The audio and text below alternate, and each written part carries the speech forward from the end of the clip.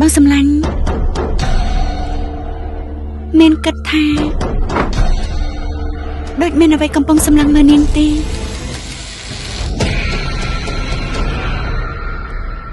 អ្នកភូមិស្រុកនៅទីនេះមានអបិយជំនឿបុរាណមួយគឺជ្រើសរើសយកស្ត្រីម្នាក់ក្នុងចំណោមអ្នកនៅក្នុងកោះនេះដែលអាចបំពេញនៅអំណាចរបស់បិសាចមួយនោះបាន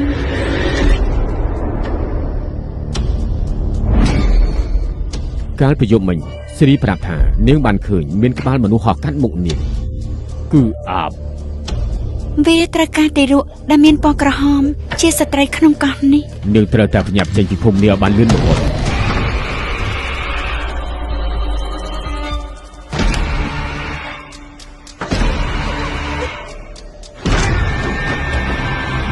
ដោយសារតែការមកដល់របស់ពួកអ្នកទើបភូមិនេះមានការចលាចល